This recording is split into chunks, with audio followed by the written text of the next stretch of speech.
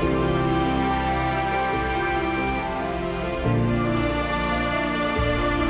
hot!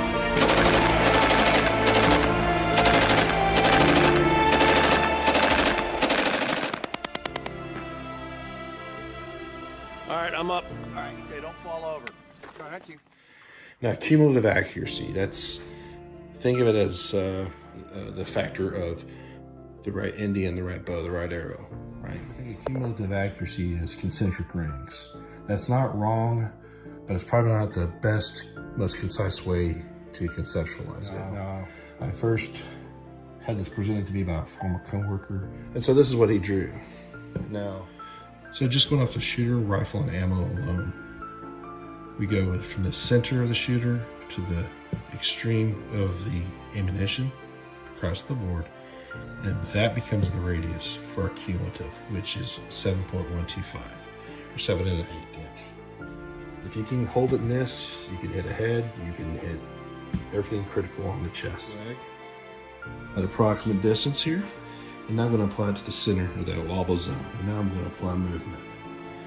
Understand at any given point, that rifle, the shooter, the ammo, you're going to do what it's going to do. At any given point, that round can hit within that circle. Now, add some range to it. Shot group opens up. Supposedly, it's not opening up, it's just the relative distance to the target. That group is going to be larger on target, even though it's still there. And your wobble zone increases relative. It actually leaves the target in distance the further out you get, okay? I say all of that because people too often do not understand cumulative accuracy actually means and how it actually manifests on effects on target downrange. I even talked about zeroing offsets. Your intended point of aim, your round's climbing up and returning at some point to Earth. And this cumulative accuracy is that elevation, or as that distance increases and the elevation of it climbs up off target to the skinnier part of the target. The deviation is increasing relative to the target, and so now you're going to get wide misses and high misses more commonly because of the factor of distance and the deviation that you're stuck with.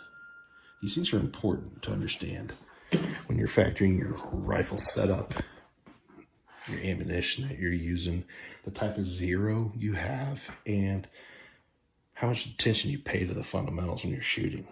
So whenever shooter or coaches or instructors are telling you trigger press doesn't matter, realize they are oversimplifying things, and quite possibly they are confusing you and other shooters. It's really hard not to oversimplify things. I'm sure I've done it this whole time.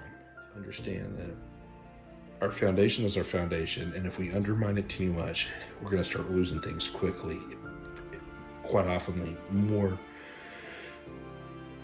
unpredictably than we were prepared for. And that's when we start chasing, we start getting them out there until we get that clang, and we run on to the next target thinking, oh yeah, I finally fixed it. Whenever there's targets that we shoot at times that are so small relative to our deviation that we're doing everything right, and those rounds are just all over it until we get one in there, because we're shooting a cheap ammo in a class. If we were shooting a better combination, we would have gotten that hit and been onto things. So there's a downstream effect of all of our choices that we make. So this stuff's provable on a range. You go do it.